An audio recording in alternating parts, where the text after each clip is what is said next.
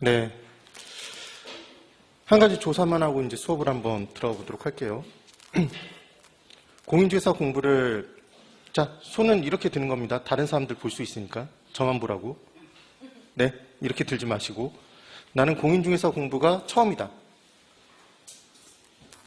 난 한 번은 들어봤다. 난 어딘가에서 있다 왔다.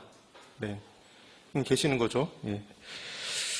공인중개사 공부를 처음 하시는 분들도 좀 들어서 아시겠지만 시험이 예전보다는 많이 어려워졌어요.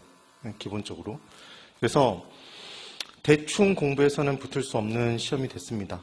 그리고 예전에 제가 99년도에 처음 강의를 시작할 때 그때는 20대가 만약에 수업을 들으러 오면 그 주변에 있는 학원생분들이 다 몰려서 도대체 무슨 일로 공인중개사 공부를 하냐고 이렇게 물어볼 정도의 시험이었어요. 그땐 연세를 많이 드신 분들만 공부하는 시험이었습니다. 근데 작년도에 제가 알기로는 그러니까 32회 때 20대, 30대의 비중이 전체 수험생 중에 45% 정도까지 됐대요. 엄청난 숫자인 거죠. 그래서 이 수험계도 굉장히 많이 좀 변화가 생긴 게 어떤 변화가 생겼냐면 예전에는 주된 그 수험생들이 학원 나와서 듣는 분들이 연령대가 거의 대부분 어느 정도라고 보면 되냐면 평균적으로 50세 중반 정도? 그러니까 그분들에 맞춰서 자세하게 처음부터 끝까지 계속해서 반복하고 이런 식의 수업을 진행을 했습니다. 네, 이해가 되시죠? 그런데 제가 말씀드린 것처럼 젊은 층이 굉장히 많이 이 시장에 유입이 됐단 말이에요. 그럼 그 분들은 기본적으로 오프라인 수업에 최적화되어 있을까요? 온라인 수업에? 온라인 수업. 근래 들어 수능 시장에서 공부하는 거 보면 거의 대부분 온라인으로 공부를 하잖아요. 인터넷으로. 그렇게 인강으로 수업을 진행을 하기 때문에 어떤 내용에서 계속해서 뭔가 반복되는 건 본인들이 반복하면 된다고 생각하는 거예요. 이해가 되세요? 인터넷 강의를 들을 때는 자기가 듣고 싶은 구간을 다시 돌아가서 들으면 되잖아요. 그러니까 강사가 자체적으로 반복을 할 필요가 없는 거예요. 그럼 그 사람들 입장에서 봤을 때는 뭔가 계속해서 반복되는 강의가 지겨울까요? 지겹지 않을까요? 지겨워요. 그래서 이게 차이가 있어요. 그래서 저는 이 시장에 99년부터 시작해서 계속해서 있었던 강사 입장에서 생각했을 때는 오프라인 학원에서 진행되는 수업과 온라인으로 제공되는 수업은 분명히 달라야 된다고 생각을 해요. 무슨 말인지 이해가 되세요? 어떤 차이가 있냐면 인터넷 강의로 합격하실 수 있는 분들이 있으세요. 본인 스스로 굉장히 집중력이 뛰어나시고 하고자 하는 의지가 확고하고 그리고 뭔가를 계속해서 반복해서 들을 수 있는 인터넷 강의를 굉장히 익숙하게 들을 수 있는 분들은 인강으로도 붙을 수 있어요. 그런데 연령대가 조금 높다. 내가 생각했을 때 화면을 계속해서 보면서 수업을 들으면 나는 어느 순간인가 다른 곳으로 가 있더라. 몸이 다른 곳으로 가는 게 아니라 정신이 다른 곳으로 가는 거죠. 자꾸 딴 생각을 해요. 그리고 인터넷 강의를 보면서 나는 기본적으로 멈추지 않고 누군가에게 전화가 오면 전화 통화를 하고 있다. 그리고 계속 이어서 나는 보고 있더라. 단 한 번이라도. 그럼 그분들은 인터넷 강의를 들으시면 안 돼요. 이해가 되세요? 무슨 말이냐면 거의 대부분 어떤 얘기들을 되게 많이 하냐면 나는 분명히 네가 수업하는 걸 처음부터 끝까지 다 들었는데 왜 네가 수업한 내용에서 시험이 안 나와? 이런 주장을 하시는 분들이 있어요. 근데 그분들이 보통 하시는 얘기를 들어보면 인터넷 강의를 여러 번 들었다고 얘기하는데 계속 딴짓을 하면서 듣는 거예요. 다른 행동을 해요. 온갖 걸 다 해. 그러니까 모든 생활을 다 하면서 틀어놓는 거예요. 그럼 그게 들릴까요? 들리지 않을까요? 들리지 않아요. 그래서 제일 중요한 건 집중해서 시험에 나올 부분을 계속해서 연습해서 파고드는 것. 이게 중요합니다. 그래서 지금 우리 한번 주위를 한번 둘러보실래요? 뒤를 한번 보세요. 이제 계속 다니시면은 이제 친하게 지내셔야 될 분들이잖아요. 아직까지 여러분 상대평가가 아닙니다. 네, 그러니까 옆에 분이 붙는다고 내가 떨어지는 시험이 아니에요. 네, 그래서 친하게 지내셔야 될 분들인데 딱 보니까 어떤 느낌이 드세요? 연령대가. 젊어요? 네. 굉장히 많이 젊죠. 인강 수강생들보다는 연령대가 조금 더 높으신 거예요.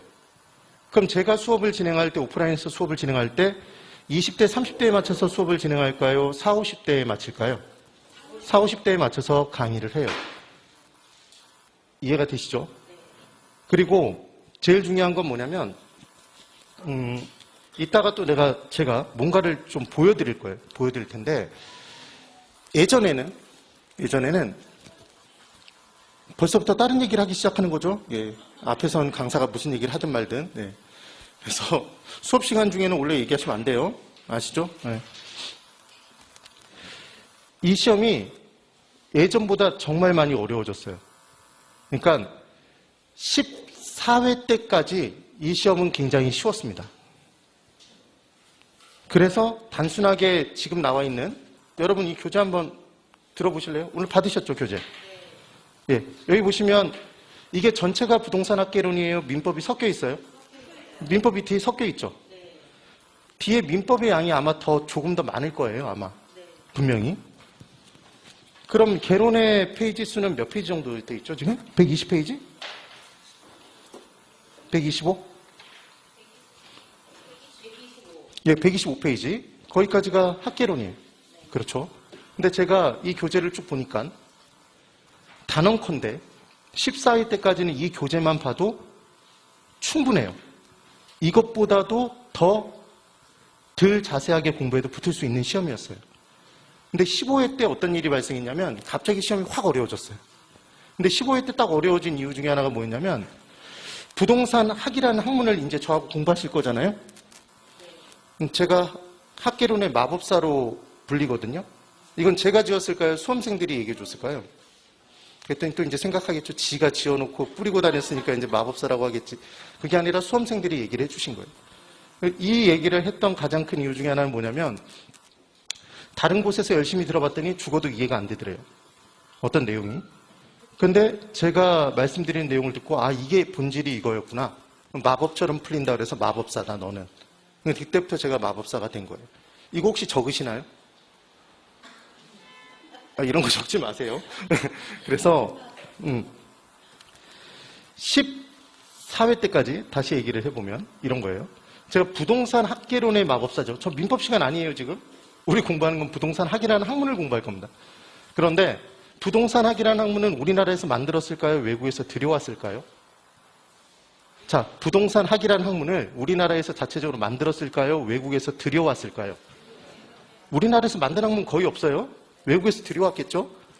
그러면 부동산학과 교수님들은 외국으로 유학을 가셔서 거기서 공부를 하셔서 가지고 왔겠죠, 내용을. 맞죠? 근데 14회 이전에 출제를 하셨던 분들은 거의 대부분 일본으로 유학을 가셨던 분들이 출제위원이었던 거예요. 일본파가. 일본에서 유학하셨던 분들. 예전 분들.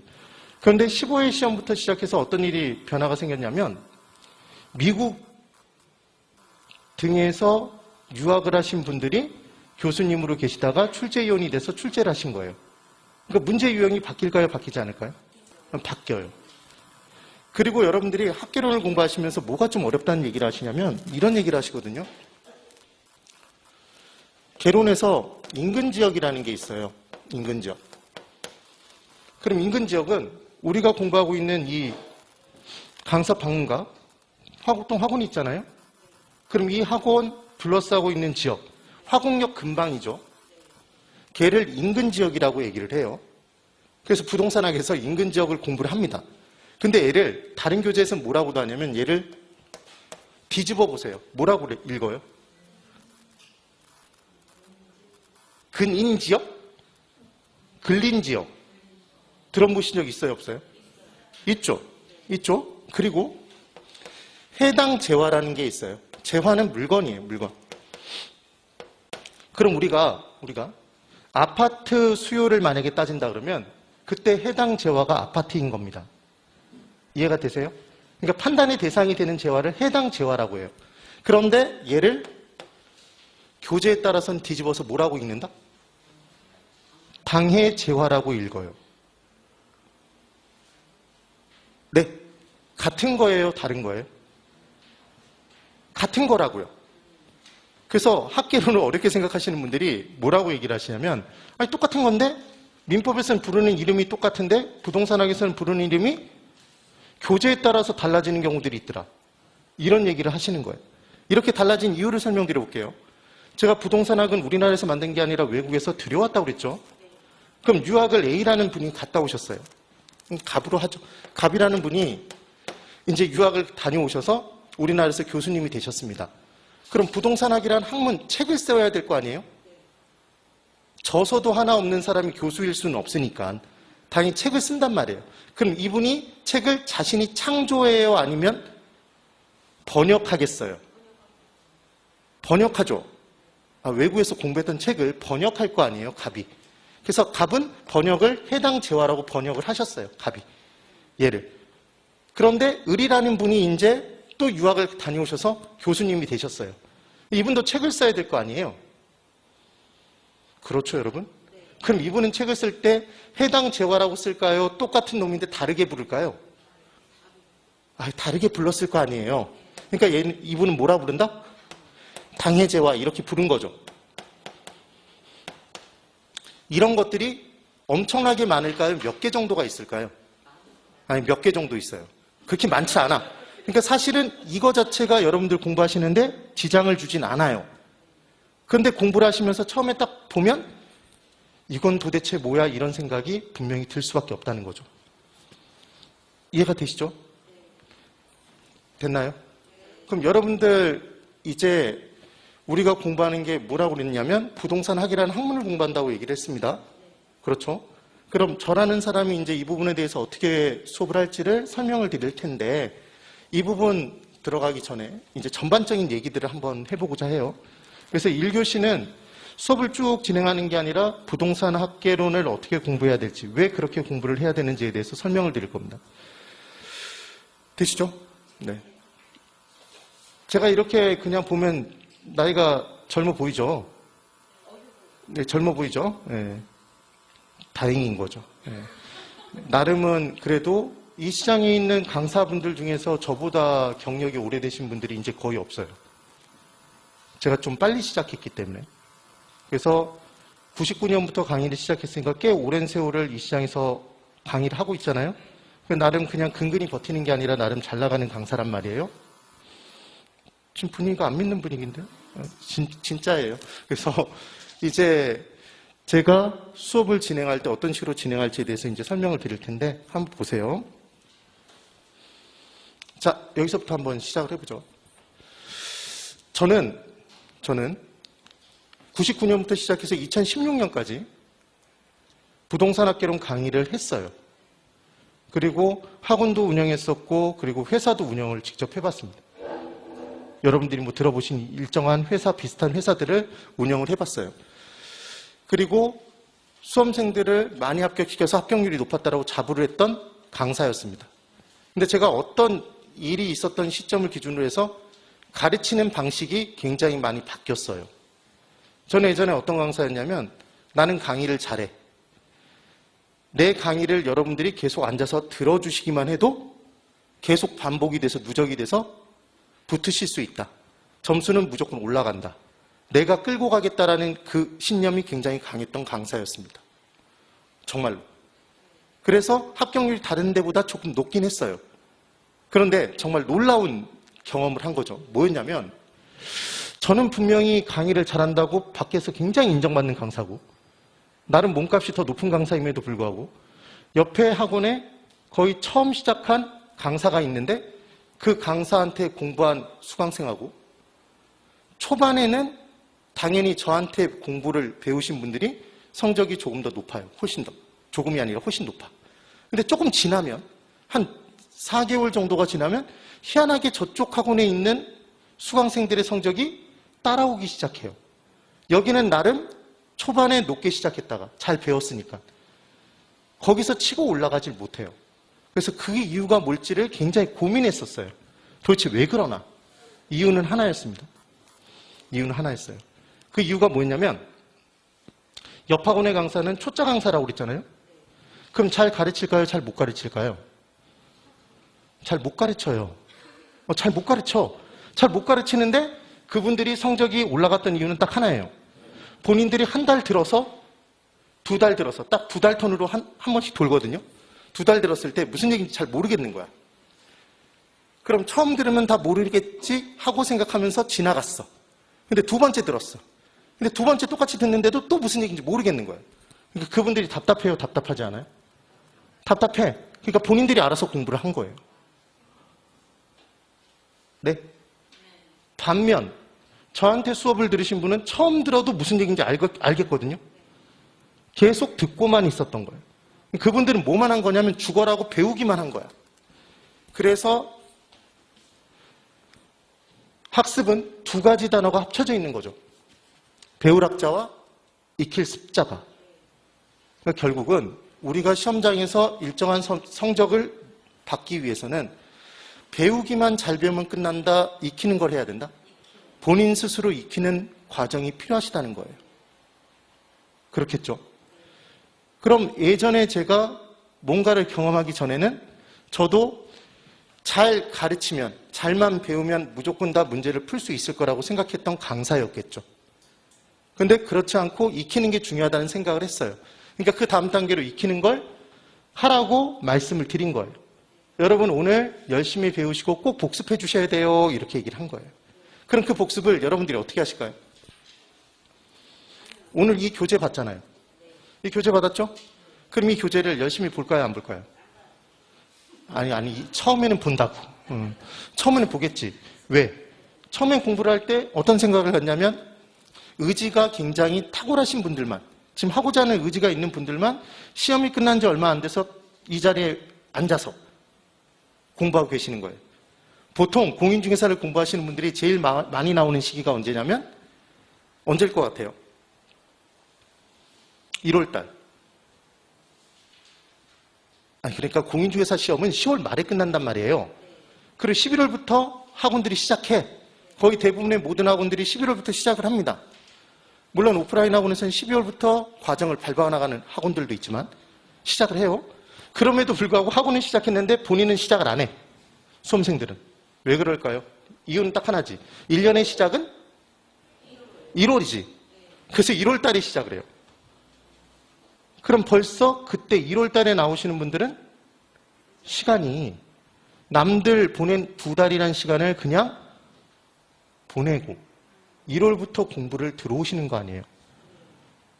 그래서 이 시험이 기본적으로 1년 이상이 소요될 가능성이 높은 시험으로 바뀌어버리는 거죠.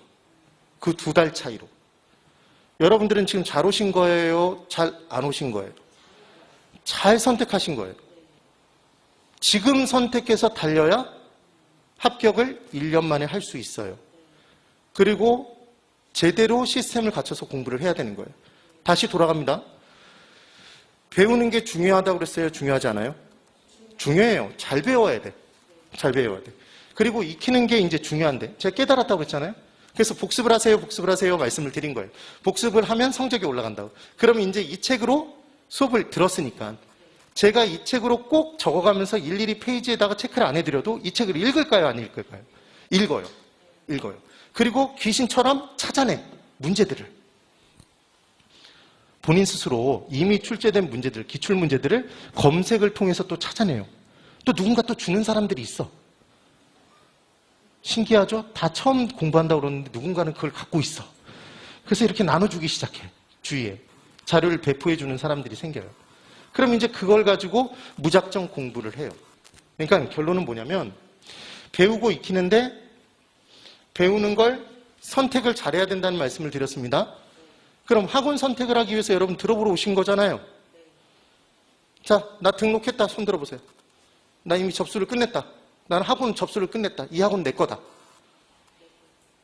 네, 내리시고. 난 아직 보고 있다. 안 보고 있어요? 뭐야, 아까까지는 대답을, 다른 건 대답 안 해도 되는 걸 대답을 하더니 이제 대답을 안 해? 대단한데? 그래서, 지금 한번 들어보고 선택하러 오신 거잖아요. 그러니까 지금 무슨 말씀을 드리는 거냐면, 인터넷 강의를 듣든 학원 수강을 하든 잘 선택을 해서 강사를 골라서 학원의 시스템을 보고 선택을 해야 되잖아요. 그렇죠? 그럼 최선의 선택은 자기에게 맞는 강사, 맞는 시스템을 갖추고 있는 학원에 가서 공부하거나 인터넷 강의를 선택하는 거네요. 맞죠? 이렇게 배우는 겁니다. 잘 배우면 돼요. 그러니까 첫 번째, 여기서부터 선택을 잘 못하면 수험 생활이 매우 힘들어지겠죠. 거의 독학의 수준의 길을 갈 수밖에 없어요. 오히려 독학이 더 나을 수도 있어. 왜냐하면 제대로 못 가르쳐주는 사람한테 들으면 오히려 더 헷갈리거든요. 진짜로. 진짜. 그래요. 그러면 이제 익히는데, 이 익히는 부분을 거의 대부분 기본서를 정독하거나 문제풀이를 통해서 복습을 합니다. 그래서 제일 답답한 복습 방법은 뭐냐면 수업을 들으면 기본서를 펼쳐놓고 첫 페이지부터 시작해서 목차부터 시작해서 목차를 왜 읽는지 모르겠어. 목차부터 시작해서 읽어나가요. 그리고 쭉 읽어. 그러면서 막 줄을 그어. 그리고 중요하다고 얘기해본 적도 없는 곳에다가 막 형광펜을 칠해. 저는 중요하다는 얘기를 한 적이 없는데 본인 스스로 형광펜을 막 칠하면서 빨간색으로 줄을 그으면서 본다고요. 다 줄을 그어. 왜 줄을 이렇게 그으셨나요? 물어봤더니 저는 읽는데 항상 줄을 그어요. 정말 쓸모없는, 쓸데가 없는 공부 방법이에요. 절대 그렇게 공부하시면 안 돼요. 되시나요?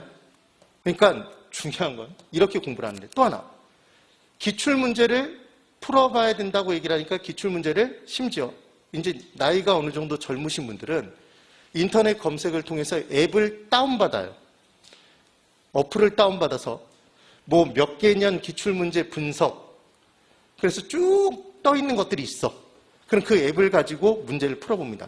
근데 중요한 건 여러분, 어떤 문제가 출제됐다는 게 여러분 입장에서 중요한 거예요? 그 문제 해설이 중요해요? 답이 중요해요? 해설이 중요해? 해설이 중요하죠. 어떤 내용인지 정확히 알아야 될 거 아니에요. 그런데 딱 어떤 분이 저한테 어플을 들고 와서 저한테 보여주는 거야. 그러더니 이 어플이 괜찮나요? 물어보는 거예요. 문제를 딱 봤어. 근데 해설이 제가 강사 생활을 99년부터 했는데 한 번도 못 본 해설이야. 미친 해설이 달려있어요. 답은 맞아. 근데 도출되는 출제자가 그걸 낸 출제 의도와는 전혀 다른 해설을 하고 있다고요. 그럼 그렇게 공부를 하면 되겠어요? 안 되겠어요? 안 돼요. 그러니까 결국은 익힐 때 수험생들이 거의 대부분 어떻게 익혀야 될지 몰라요. 그래서 이 지점에서 수험생들이 거의 대부분 방치돼 있어요. 되나요? 그러면 제가 뭐까지 해봤냐면 여러분들이 이제 동의하시는지를 한번 구하고 싶은 겁니다. 자, 생각해 보세요. 여러분, 우리는 지금 뭘 공부하기 위해서 왔죠? 그렇지. 공인중개사. 자, 여기 잘 보고 집중해서 잘하는 거예요. 공인중개사 자격증 시험을 합격해서 공인중개사 자격증을 취득하기 위해서 이 자리에 모이신 거잖아요. 그렇죠. 그러면 공인중개사 자격증은 누가 주는 거예요? 우리 시험은 민간 자격증인가요? 국가 자격증인가요? 국가 자격증이죠. 국가 자격 시험인 거예요. 그 중에 공인중개사라는 자격증 시험이 있는 거예요. 맞죠? 근데 이게 있는 이유를 생각해 보면 이런 거죠. 공인중개사가 하는 일은 부동산 시장에서 부동산을 사겠다는 사람, 팔겠다는 사람의 중개를 도와주는 거예요. 그리고 빌려 쓰겠다는 사람, 임대차 계약을 할 때 임대인과 임차인 사이에 중개를 도와주는 거죠. 그런데 부동산이 싸요, 비싸요, 보통? 비싸죠. 근데 어떤 사람이 공인중개사가 됐어. 공인중개사가 됐어요. 근데 이 사람이 화려한 말빨의 소유자예요. 그 사람이 얘기하면 다 넘어가. 근데 이 사람은 전문적인 지식이 하나도 없어. 근데 어떤 건물을 이제 중개를 해줘야 되는데 그 파는 사람이 뭐라고 했냐면 매도인이 그 부동산 소유자가 내 건물을 30억을 받고 팔아주세요 이렇게 얘기를 한 거예요. 근데 그게 30억의 가치가 나갈지 전혀 판단을 못해. 이 중개사는 능력이 없어. 근데 뭔 갖고 있다고요? 이걸 잘해. 화려한 말빨. 그러니까 걸려들면 다 감겨 들어가요. 그 사람이 얘기하면 혹혹혹 빠져들어가는 거예요. 그래서 어떤 사람을 딱 잡아놓고 화려한 말빨로 녹여서 30억에 팔아줬어. 근데 알고 봤더니 그 건물은 시장에서 20억밖에 안 나가는 건물이었어요. 그럼 팔고 떠난 사람은 10억만큼의 초과한 이윤을 누렸지만 산 사람은 내가 중개한 곳에 머물러 살고 있나요? 자, 여기서 중요한 질문. 중개를 하면 내가 중개사 사무소 있는 곳에 근처에 있는 부동산을 중개를 할 거 아니에요. 그럼 판 사람이 나와 같이 있나요? 산 사람이 나랑 같이 있나요? 산 사람. 그렇죠? 매수인이. 근데 그 사람한테 20억짜리를 30억에 사도록 만들었다고. 그럼 그 사람한테 10억만큼의 경제적 손실을 끼쳤죠. 그럼 그 사람은 공인중개사를 하면 돼요, 안 돼요? 돼요? 안 되죠. 누가 봤을 때? 우리가 봤을 때? 우리가 봤을 때가 아니라 국가가. 정부 봤을 때는 그런 사람은 공인중개사를 하면 안 되는 거예요. 그럼 공인중개사를 하기 위해서는 어떤 정도의 이론 소양을 갖춰야 되고 실무 능력도 있어야 될까요? 없어야 될까요? 있어야 되겠죠. 그렇죠, 여러분? 그럼 얘를 누가 검증한다고요? 국가? 정부가? 얘를 검증할 거 아니에요. 그런데 공인중개사를 하겠다는 사람이 한 해에 500명, 1000명이에요? 몇십만 명이에요? 몇십만 명이잖아. 그럼 그 사람들을 다 모아놓고 한 명 한 명 면접을 통해서 그 사람들이 갖춘 이론 소양이 무엇인지를 알 수 있어요? 없죠. 그러니까 한 날 한시에 모아놓고 시험을 통해서 뭘 확인하는 거예요? 이 사람이 공인중개사가 돼서 역할을 제대로 수행할 수 있는 이론 소양을 갖추고 있는지를 한꺼번에 검증하는 거죠. 이해가 되시나요? 그래서 제가 아까 왜 15회 얘기를 했냐면 15회 때 굉장히 어려워졌었다고 그랬죠. 14회 때까지 쉬웠다가 15회 때 굉장히 어려워졌어요. 15회 때 그날 시험 본 당일날이 저는 아직도 기억이 납니다. 강사들은 시험 당일날에 시험을 딱 보면 문제 해설을 해야 돼요. 해설 강의를. 답을 체크하고 해설 강의를 해야 되거든요. 그럼 문제지를 받게 돼 있어요. 수험생들을 통해서 받든 하여튼 그 회사에서 시험지를 입수시켜서 강사들한테 뿌려준단 말이에요. 그럼 강사는 열심히 풀어. 그리고 강사들한테는 뭐가 이제 경쟁력이냐면 빠르게 풀어서 빠르게 올리는 것. 정확한 답을. 그걸 가지고 강사력을 검증받던 그런 시대였단 말이에요. 그래서 문제를 딱 받아들었어. 15회 때. 문제가 제가 보기에도 너무나 생소했던 문제들이 거의 3분의 1 이상이었어요. 제가 봐도. 물론 풀긴 풀어. 심지어 제가 찾아서 풀어야 되는 것도 있었어. 근데 저만 그랬던 게 아니라 거의 대부분의 강사들이 똑같은 심정이었단 말이에요. 그럼 수강생들은 이 문제를 풀 수 있었을까요? 없었을까요? 못 풀었어요. 거의 대부분. 정말.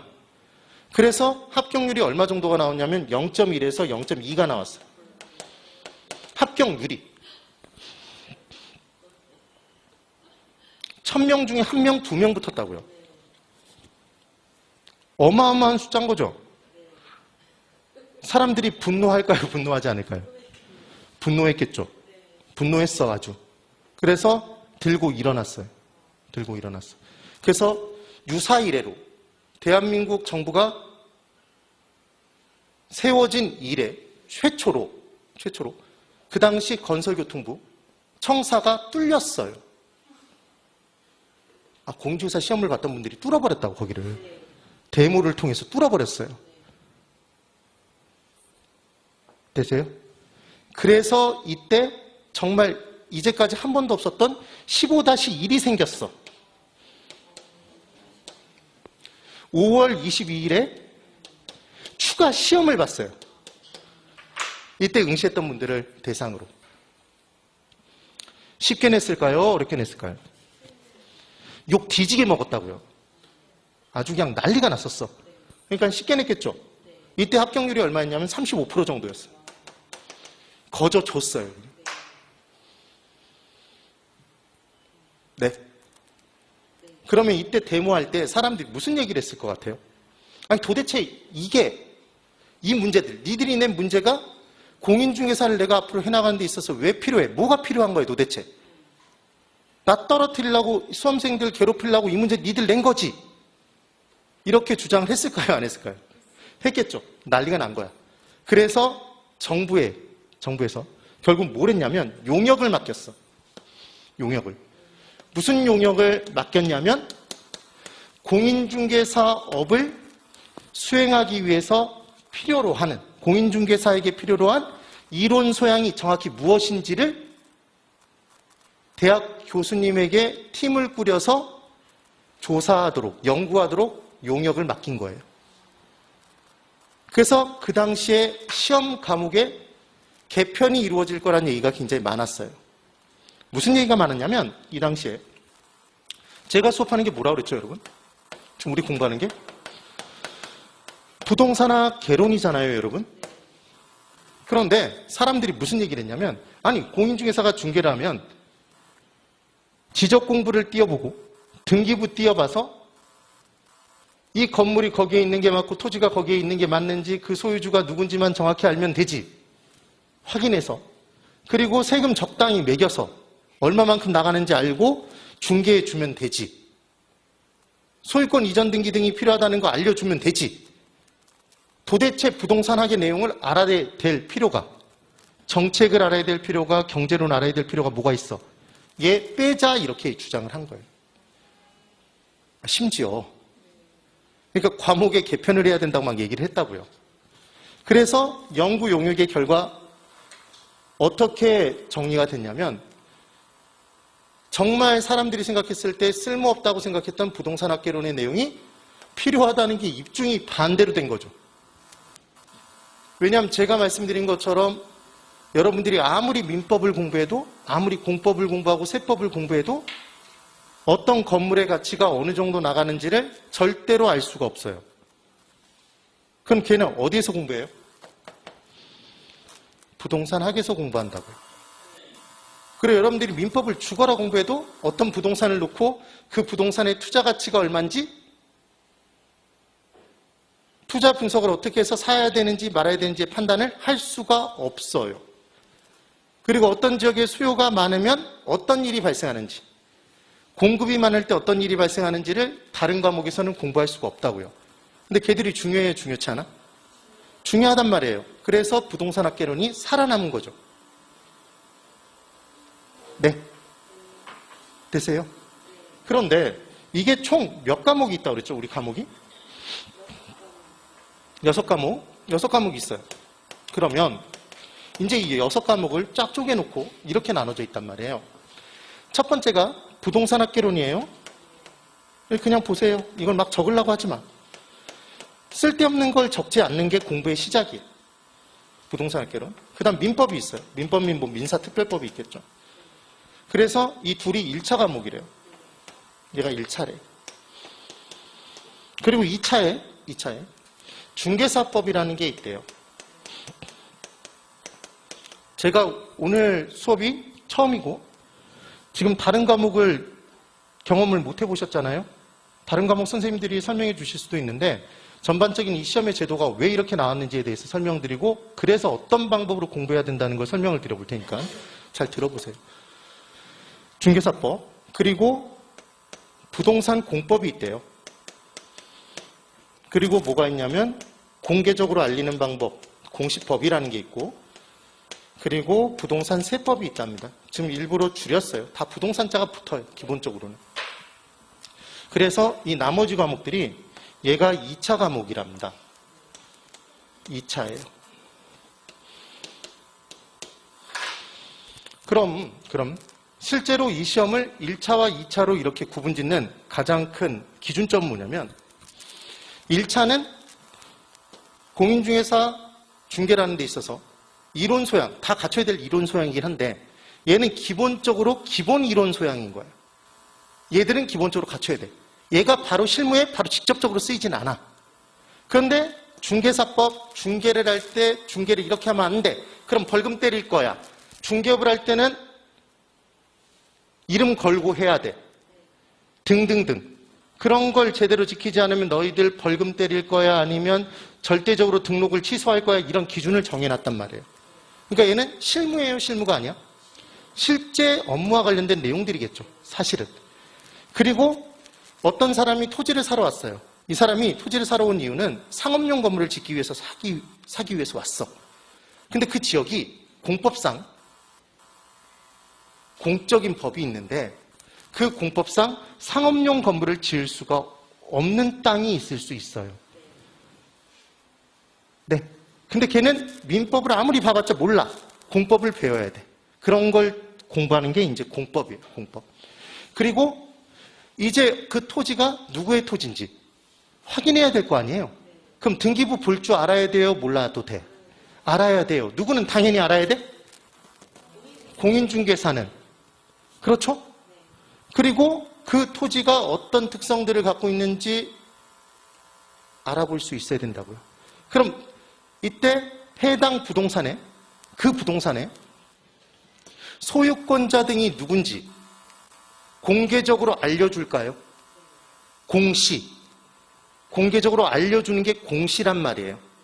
그럼 그 해당 부동산과 관련돼서 물리적 상황들을 얘가 지번이 뭔지, 얘가 형상이 어떤지, 지세가 어떤지 등을 알려주는 게 뭐다?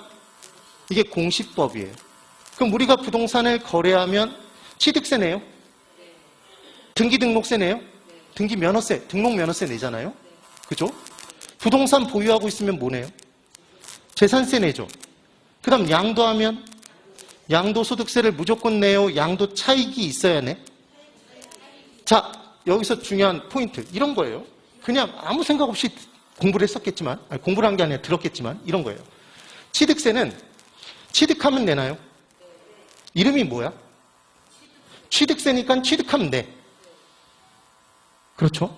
근데 양도소득세는 양도세예요? 양도소득세야? 양도소득세야. 그럼 양도하면 무조건 내는 거예요? 양도에서 소득이 발생하면 내는 세금이야? 양도해서 내가 산 값보다 판값이 높아서 차이가 발생했는데 걔가 이익이면, 양도차 이익이 발생하면 그게 양도소득이죠? 그것에 대한 세금이 양도소득세잖아. 네? 그럼 둘 중에 거래하면 그냥 내는 세금은 뭘까요? 그렇죠. 취득세인 거야. 그래서 취득세는 거래세고 양도소득세는 거래세라는 표현을 안 써요. 아니, 어려운 건데 들어보니까 그럴싸하잖아요. 그래 안 그래? 그렇죠? 그래서 이제 기본적인 세금 뭘 내야 되는지는 알아야 된다, 몰라야 된다? 알아야 되는 거예요. 누가? 공인중개사가. 그 다음 공인중개사는 기본적으로 어떤 애가 왔어. 그러더니 집을 팔아달래. 근데 걔가 딱 보니까 중학생 정도 돼 보여. 걔가 팔아달라고 왔어요. 그러면 팔아주면 돼, 안 돼? 팔아주면 되지 그러면서 그냥 중개를 해버리면 이제 뭔가 문제가 생길 거 아니에요. 미성년자가 뭔가를 사러 오면, 팔러 오면. 그렇죠? 그리고 어떤 사람이 꽐라가 돼서 왔어. 그러더니 자기의 뭔가를 갖고 오더니 꽐라가 됐다는 얘기는 아주 술이 떡이 돼 갖고 온 거야. 제정신이 아니야. 그러더니 내가 이거 팔아버릴 거야. 원래 20억짜리인데 한 5억에 팔아주세요. 그러면서 던진 거야. 그랬더니 중개사가 또 물고 바로 중개를 해줘요. 그러면 그렇게 중개를 하면 법적인 문제가 생길까요? 생기지 않을까요? 국가와의 문제가 생겨요? 개인들의 사이에 문제가 생겨? 개인 사이에. 그런 걸 우리가 공부해야 되겠죠. 그게 뭐야? 민법이에요. 네. 그래서 지금 나온 이 6과목은 15회 때 연구 검증을 통해서 공인중개사가 활동을 하기 위해서 꼭 필요해야 될 이론 소양이라고 검증된 애들인가요? 살아남은 애들이야? 그럼 이 살아남은 애들의 각각의 목차에 있는 내용들도 살아남은 애들일까요? 그래요. 다 필요한 애들인 거예요. 그래서 실제로 15회 이전에 공인중개사 시험에 감정평가론이라는 게, 제가 아까 말씀드린 어떤 건물을 놓고 그 건물이 좋은지 나쁜지 감정에서 가치를 평가하는 감정평가 이론이라는 게, 이게 몇 문제 제한이 없었어요.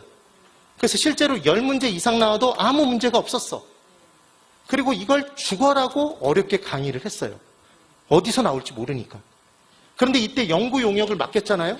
사람들이 제일 불만이 뭐였냐면 이게 어렵거든. 이걸 우리가 왜 해야 돼? 여러분, 감정평가를 하는 국가 공인된 자격증을 소지한 사람이 있을까요? 이름이 뭐죠? 어려우면 물어보지도 않았겠지.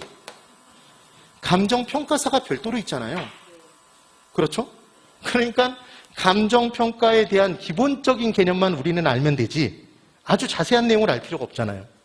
그래서 감정평가론 문제는 6문제에서 7문제만, 거의 6문제만 내기로 이때 확정을 지어버린 거죠. 16회부터. 되세요? 그래서 이렇게 공부를 하는데 여기서 이제 중요한 내용이에요. 자, 다시. 여러분들에게 이제 분명히 여러분들이 어느 정도 공부가 되면 뭘 이제 듣기 시작할 거냐면 우리는 몇 지선다 문제를 풀죠? 5지선다 문제를 풀고 합격하면 합격신을 받는 거죠. 그래서 총 몇 문제씩 풀게 돼 있냐면 이게 40문제, 중개사법 40문제, 공법 40문제, 이 둘이 합쳐서 40문제 시험을 봐요. 네. 그래서 총 몇 문제를 풀어요? 하루에 200문제. 그러면 지문으로 따지면 몇 지문? 벌써부터 헷갈리죠? 곱하기 5. 1000지문.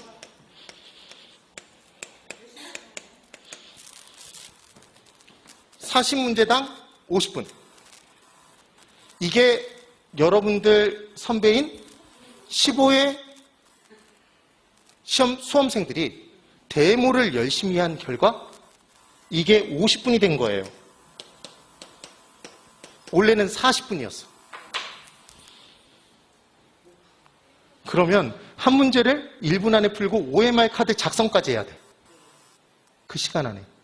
그러니까 한 문제당 1분이 채 안 걸리는 사람만 합격할 수 있는 시험이었단 말이에요. 그래서 데모를 열심히 해서 40문제를 몇 분? 50분. 10분씩 더 준다고.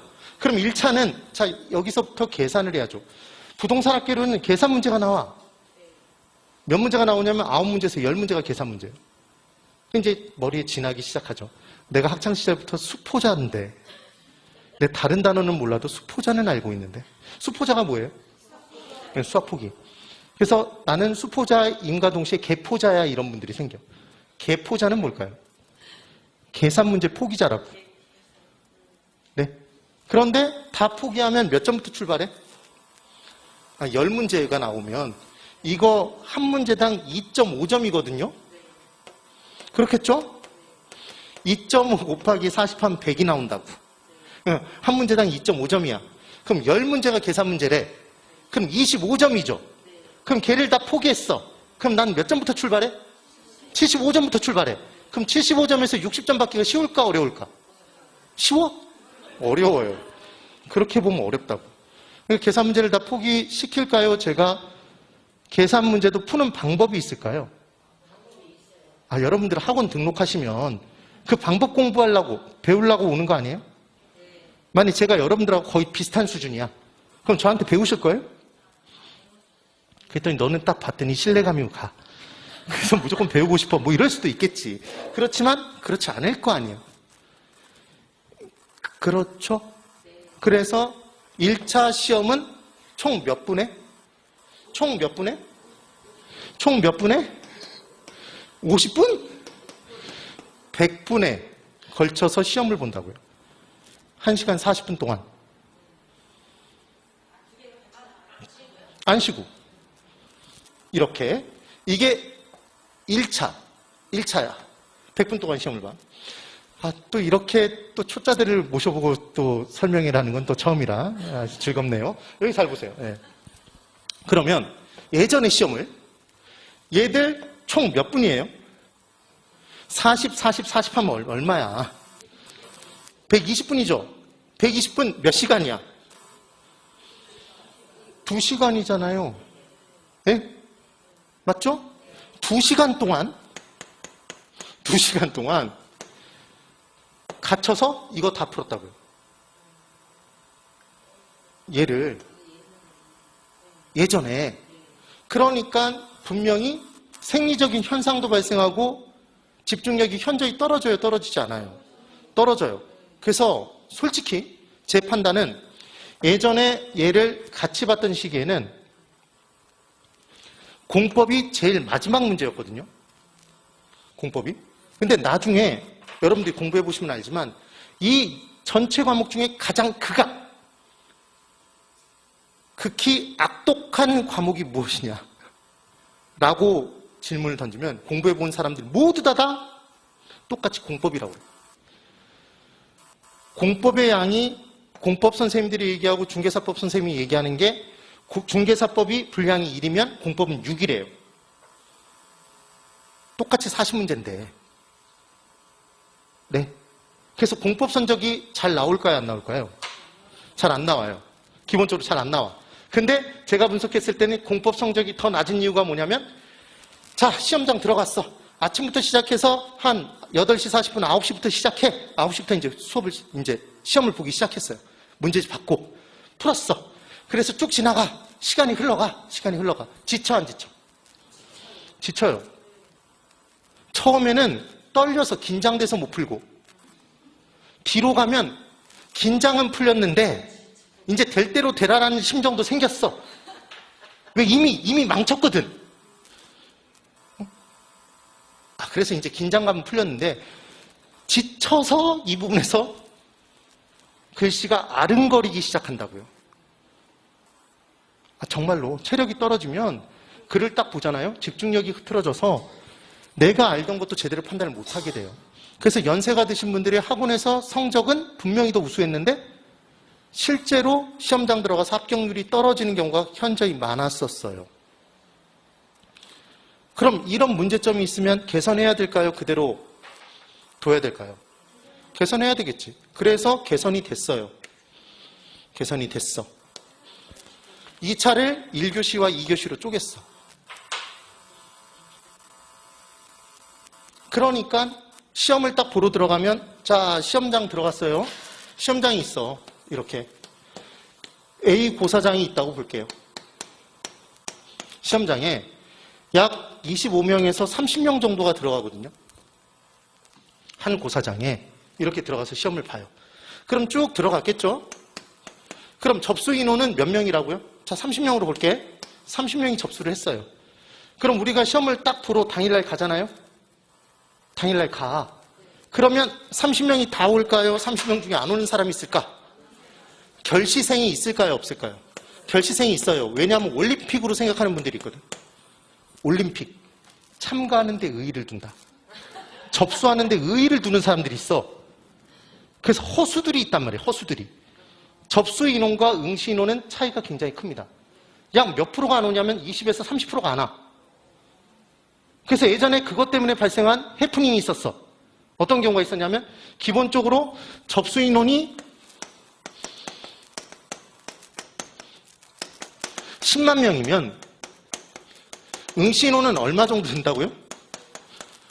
한 20% 안 온다고 그랬죠? 8만 명 정도가 돼. 네. 그러니까 이제 이 시험을 주관하는 주체는 문제를 찍어놓고 그 문제가 남는 경우가 많았을까요? 없었을까요? 남을 거 아니에요, 당연히. 접수 인원에 맞춰서 문제를 찍었는데, 부수를 찍었는데 응시하는 사람은 그 사람 숫자가 안 왔다고. 그럼 남죠. 근데 이 문제를 2만 부를 찍는다 그러면 금액이 클까 작을까? 꽤 크죠? 낭비라는 생각을 했을까요? 안 했을까요? 했겠죠? 그러니까 머리를 쓴 거야. 이때 공무원 중에 하나가. 준공무원이었겠지. 산업인력관리공단에 있는 그 누군가가 의견을 내서 뭐라고 의견을 냈냐면 이렇게 됐으면 한 10% 적게 찍어도 되겠네. 그래서 몇만 부? 한 예를 들어 9만 부를 찍은 거예요. 찍었어. 그럼 고사장에 뿌려줄 때 다 그 정도 비율로 줬겠네요. 전국의 고사장에 그 정도로 줬을 거 아니에요. 근데 그분이 생각 못한 게 있지. 왜? 뭘 생각을 못했냐면 학원에 있는 수강생들을 웬만하면 좀 더 친숙한 분위기에서 합격률을 높여서 많이 붙이고자 단체 접수를 해요. 그러니까 우리 학원에서 나중에 접수 일자가 오면 여러분들한테 접수 대행을 해줄 거라고. 그래서 한 고사장으로 몰아 넣어요. 그러면 학원이 많은 지역에 학교, 그 고사장은 결시율이 이렇게 많지 않단 말이에요. 거의 다 왔을까요? 거의 다 왔다고. 근데 감독관이 딱 들고 온 부수는 부족했단 말이에요. 난리가 났겠어요, 안 났겠어요? 난리가 났을 거예요. 실제 그런 일도 있었어요. 재미없어요? 재밌죠. 모든 걸 다 경험해봤기 때문에 이런 얘기를 할 수 있는 거예요. 그러면 이제 중요한 건, 자, 이걸 따지지 말고 시험장 딱 들어가 봤더니 앉아있는 사람들이 봤더니 20명 정도가 앉아있단 말이에요. 많게는 25명. 이미 빠져나갔어. 1차 시험을 딱 봤네. 그리고 2차를 보는데 여긴 분명히 동차생들의 고사장인데 1차 시험 본 다음에 사람들이 스물스물 사라지네. 뭔 얘기냐면 깨달은 거죠. 아, 이 시험은 올해는 안 돼. 난 이미 글렀어. 옆에 사람한테 인사를 하면서 가는 거지. 저는 먼저 갈 테니까 부디 합격하시길 바랍니다. 진심인지 아닌지는 모르겠지만 하여튼 진지한 표정으로 그 얘기를 하면서 가요. 그래서 몇 명 정도가 남냐면 이제 한 15명이 남아. 네? 그래 놓고 예전에 얘를 한꺼번에 보던 시절에는 중간에 갈 수가 없어. 그렇잖아요. 중간에 가봤자 의미가 없어. 그런데 얘를 2차 1교시와 2차 2교시로 나눴다고. 그러면 여기에 이게 어렵다고 그랬죠? 네? 그럼 2차 1교시를 봤는데 이미 느낌이 있는 사람이 있어 없어? 있어요. 또 가. 한 10명 남아서 최종적으로 시험을 봐. 네. 그러다 보니 생기는 정말 어마어마한 일. 이런 일이 생겨요. 1차 시험을 보고 2차까지 이렇게 3번에 걸쳐서 나눠서 보잖아요, 지금. 이렇게 나눠서 본다고, 지금. 그럼 나눠서 볼 때 A라는 사람과 B라는 사람, C라는 사람이 들어가서 시험을 봤어요. 1차 시험을 봤네? 그럼 본인들이 정답이 뭔지 알 수 있어요, 없어요? 아니, 이게 정답이 뭔지 시험을 보고 나서 바로 알 수 있는 사람이면 뭐 하려고 학원을 다니고 인터넷 강의를 들어? 이분들이 어떻게 정답을 알아? 내가 찍은 게 정답이길 간절히 비는 기도하는 마음들인 거지, 지금. 네? 그러면 이분들 중에 누군가는 떨어졌다 생각하고 갈 거 아니에요, 집으로. 아까 간다니까 가는 사람들이 있다고. 근데 그게 무슨 신뢰성이 있는 정답을 가지고 맞춰본 게 아니란 말이에요. 뭐 보고 맞췄어? 자기들끼리 맞춰본 거잖아. A, B, C가. 근데 여기서 말을 또 특히나 잘하는 사람이 있어, 없어? 있어. 실력은 없는데 말을 잘하는 사람이 있다고. 그래서 A가 말빨이 죽여. A가 B, C를 설득시켰어. 나는 맞고 너는 틀렸어. B, C가 설득당했어. 이 사람 갔어. 남아서 시험 봤어. 이 사람 떨어졌어. 1차에서. 이 사람 붙었어. 근데 1차 떨어진 줄 알고 2차를 안 보고 갔어. 이런 일이 생겨요. 실제로. 없을 것 같죠? 있다니까요. 그래서 제가 나중에 뭐라고 얘기를 하냐면 절대로 중간에 맞춰보지 말라고 그래요. 아니, 왜 맞춰봐? 이미 지나간 걸. 앞으로 올 걸 하나라도 자료를 잠깐이라도 봐서 맞춰야지. 네. 그래, 안 그래? 그래요. 저는 31회예요. 31회 공인중개사라고. 31회 공인중개사라고. 얼마 안 됐어. 자, 저는 99년부터 강의했다고 그랬죠? 강사가 강의하는데 공인중개사 자격증을 갖춰야 된다는 자격 요건은 없어요. 자기 과목을 잘하면 돼. 그런데 제가 필요성을 한 번도 못 느끼다가 이때 31회 때 공부를 해서 31회 때 시험을 본 거예요. 네. 저는 학개론 강사니까 당연히 이 두 과목 중에, 자, 이제 잘 보세요. 여기에 몇 문제씩 본다고 그랬어요? 이것도 대답 못해? 이렇게 협조를 안 할 거예요? 네? 어디 가서 들어볼 수 없는 얘기를 해주고 있다고 지금. 그러면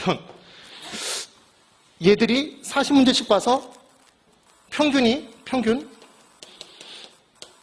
60점을 넘어야 돼요. 그래야 통과야. 평균 60점. 이 내용이 나와요. 그런데 무슨 제도가 있냐면 과락이라는 제도가 있어. 이건 과목 낙제예요. 과목 낙제. 자, 이게 왜 있는지 제가 설명드릴게요. 아까 공인중개사는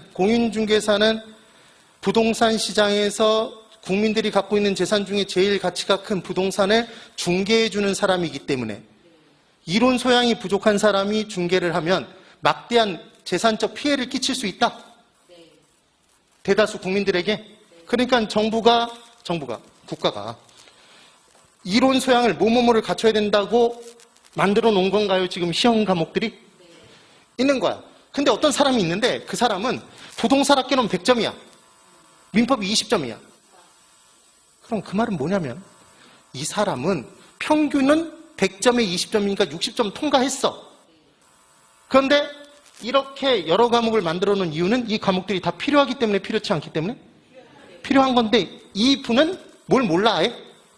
민법을. 왜 모른다라고 정부가 생각을 하는 거냐면 시험을 낼 때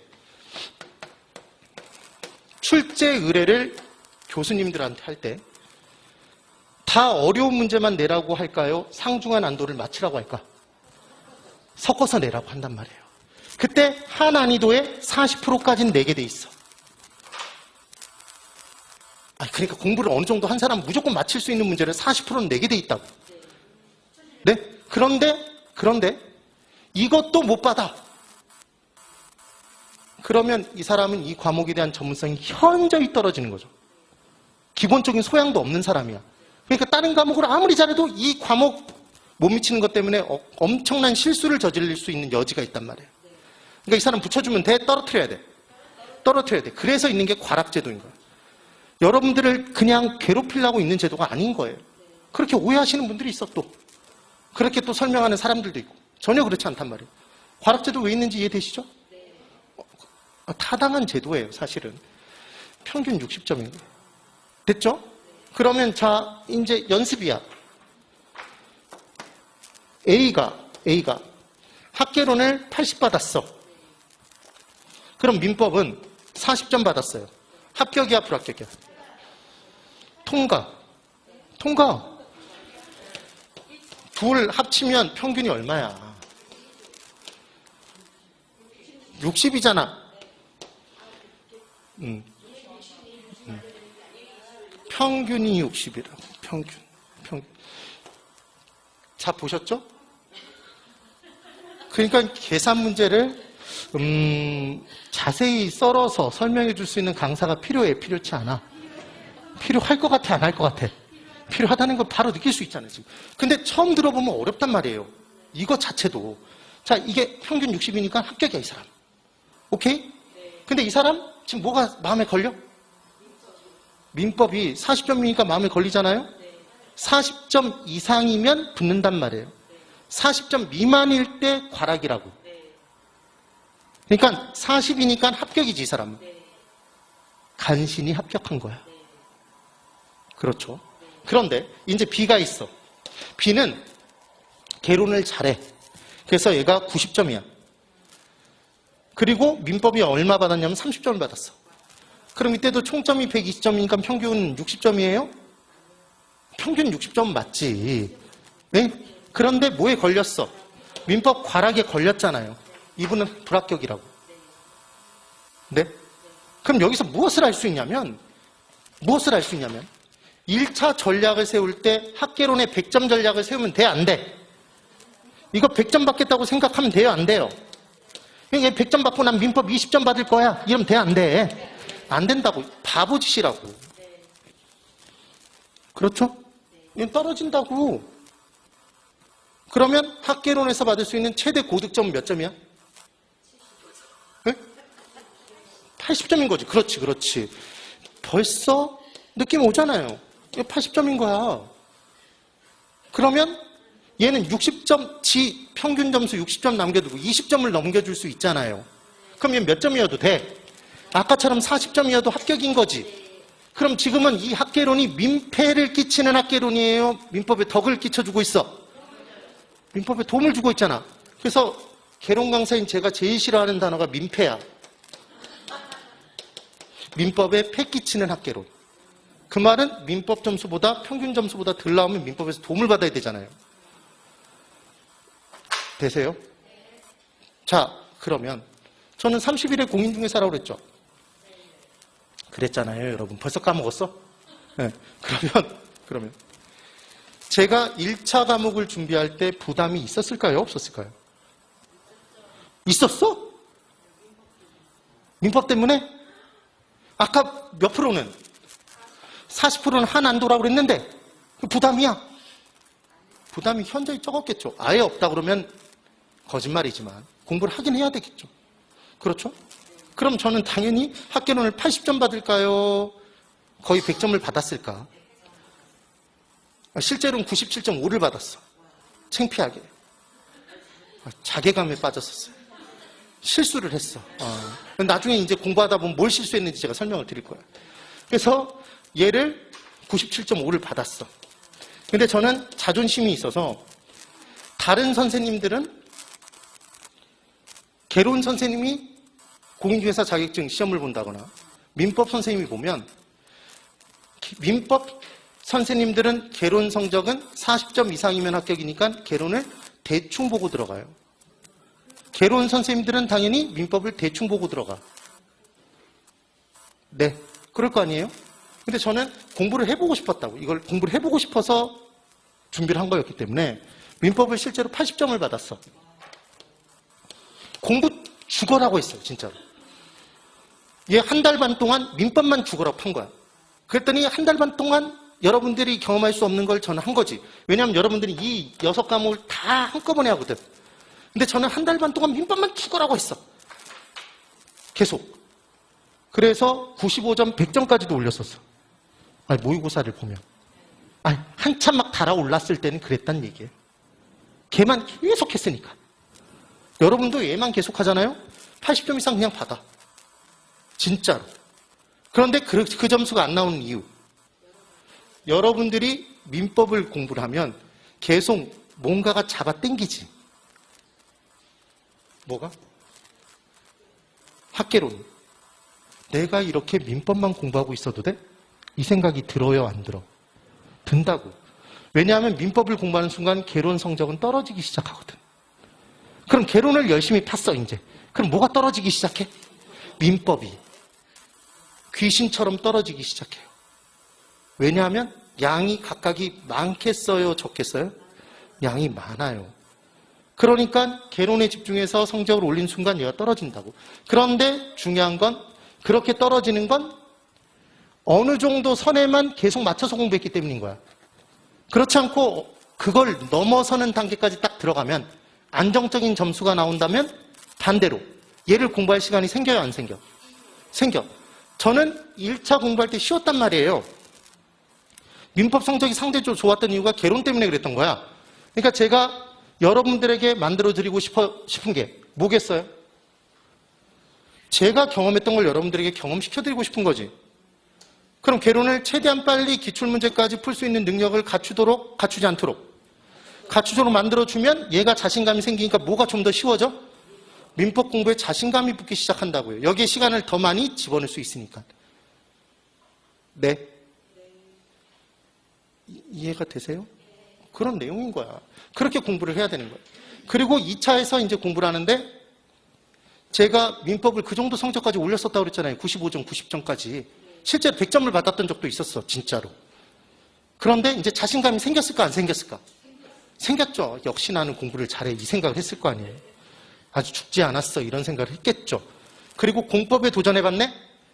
15일 동안 공부한 다음에 제가 내린 결론이 얘는 아니다였어요.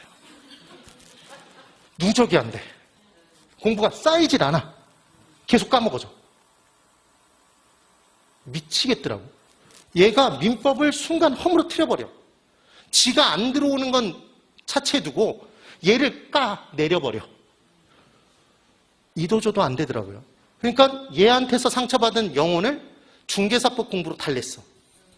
왜? 중개사법은 쉽거든. 훨씬 쉬워요. 비교도 안 돼. 양도 그냥 따져봐도 6분의 1 정도밖에 안 되고 공법에. 그리고 내용 자체도 정말 쉬워. 왜냐하면 중개사법의 기본적인 내용은 중개사는 이런 행동을 하면 안 돼. 그럼 너 등록증 날려버릴 거야. 이거 너 잘못하면 벌금 얼마 때릴 거야. 이런 거 공부하는 거거든. 그럼 단순히 외워도 될 거 아니에요. 근데 공법은 그런 개념이 아니야. 그리고 내용이 어마어마해. 네. 그래서 중개사법을 공부했다고. 그리고 중개사법을 공부해서 성적을 올린 다음에 공시세법하고 그 다음 공법을 했어요. 그랬더니 저에게 남는 후회가 뭐였냐면 시험 당일날 들어가기 전까지 공법 이론을 제대로 한 번도 안 본 거야. 그래서 정말 특강으로만 해결을 했어요. 불안했을까요? 불안하지 않았을까요? 불안했어요. 저 2교시 끝나고 가는 사람에 속할 뻔했어. 공법을. 그래서 심지어 이제 제가 이때 시험장 들어간다니까 뭐가 있었냐면 너가 시험장 들어가니까 문제를 찍어서 나한테 보내줘. 누가 그랬을까요? 공법 선생님이 보내주라고 그래서 보내줬네? 그랬더니 이 인간이 연락이 없네? 불안해요? 불안하지 않아? 불안하잖아요. 무슨 말이냐면 제가 문제 푼 문제지를 찍어서 보내줬으니까 내가 몇 번을 체크했다는 게 다 있잖아. 근데 그걸 보고 그다음부터 연락이 두절된 거야. 그럼 제 입장에서는 과락인가? 이런 생각이 들겠어요? 안 들겠어요? 들었죠? 3교시는 잘 봤어. 불안할 거 아니에요. 그래서 이제 그 불안한 마음을 갖고 학원에 갔어. 학원에 가서 이제 해설 강의를 찍어야 되니까. 그리고 이제 강사들 모여 있는데 시험 어땠냐고 물어보고 하는데 이제 그 중에 중개사법 선생하고 같이 내 시험지를 가지고 내 걸 맞춰줬단 말이에요. 답을 불러서. 그랬더니 신이 저를 도와서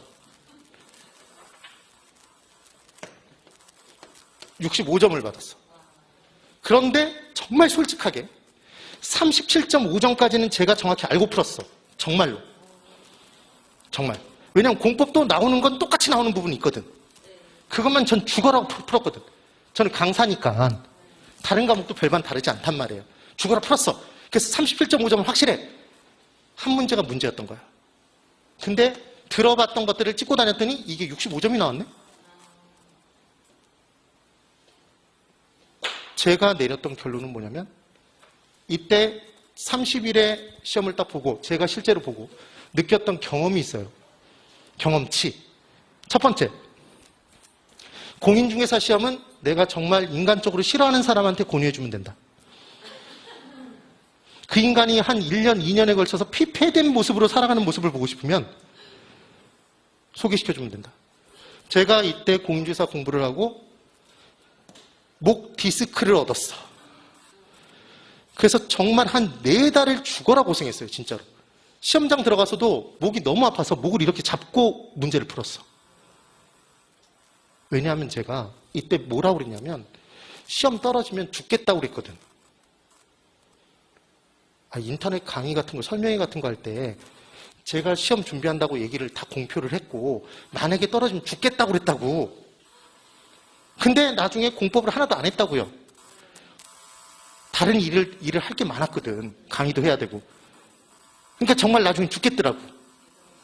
그래서 하루에 막 10시간, 12시간씩 쏟아 부었어. 그랬더니 얻은 건 목 디스크였어. 시력도 급격히 나빠지고. 네. 그래서 결론적으로 제가 얻은 결론이 있죠. 공법은 뒤에 몰아서 하면 된다, 안 된다? 몰아서 하면 죽는 거예요. 그러니까 열심히 해야 돼, 안 해야 돼? 열심히 쭉 이어서 해야 되는 거예요. 계속. 꾸준히 하라는 걸. 집중적으로 하라는 걸 계속 해나가야 돼.